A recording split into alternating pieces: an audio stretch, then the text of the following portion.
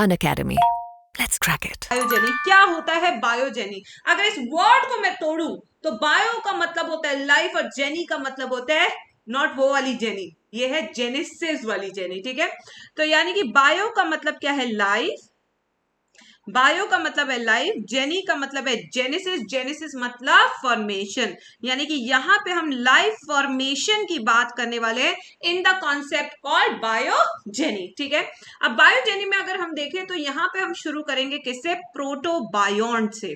किससे शुरू करेंगे? प्रोटोबायोन्ट। What is protobiont? क्या होता है प्रोटोबायोन्ट? अगर प्रोटो वर्ड की बात करें तो प्रोटो मतलब प्रिकर्सर यानी कि प्रिमिटिव यानी कि पुराना। बायोन्ट मतलब ये एक ऐसा बीज है जिससे जिंदगी का निर्माण होने वाला है। क्या होता है बच्चों प्रोटोबायोन्ट? जल्दी से बताइए। हाँ, क्या होता है प्रोटोबायोन्ट? प्रोटोबायोन्ट का मतलब it is a precursor of life. क्या मतलब है इसका? इसका मतलब है प्रिकर्सर ऑफ लाइफ। क्या मतलब है? प्रिकर्सर ऑफ लाइफ इसका मतलब है, यानी कि ये वो बीज है जो जिंदगी के निर्माण को जन्म देने वाला है, ठीक है बच्चों। अब प्रोटोबायोन्ट की कहानी भी दो साइंटिस्ट ने बताई। कितने साइंटिस्ट ने बताई बच्चों? दो साइंटिस्ट के बारे में हम यहाँ पे पढ़ेंगे, ठीक है। एक जो कहानी थी वो ओपरिन ने दी। किसने दी बच्चों पहली कहानी?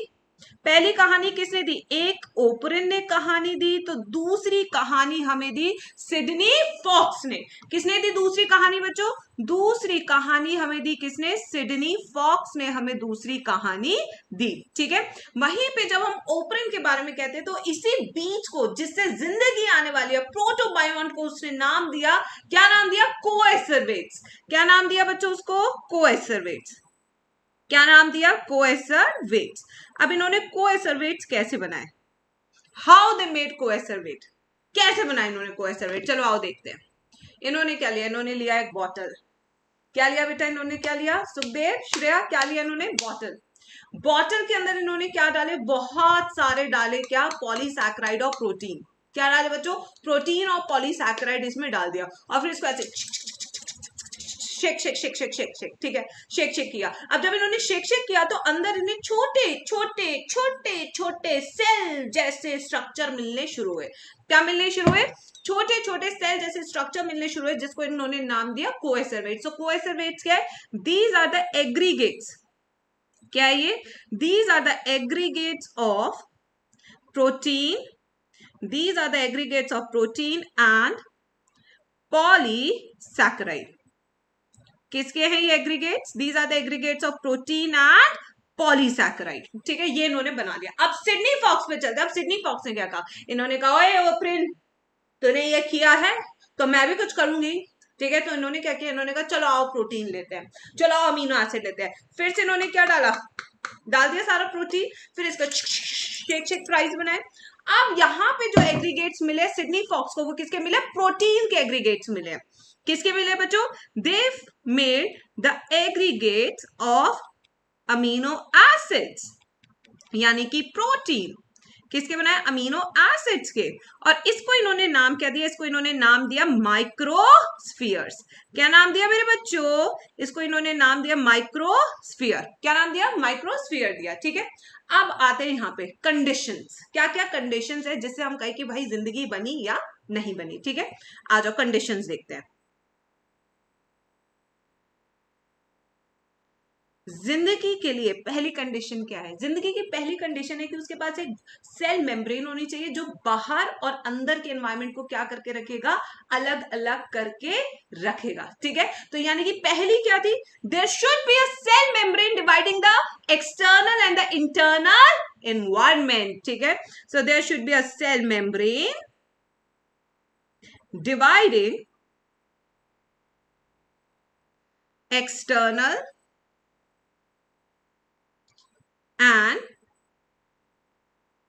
Internal environment. पहली चीज तो ये।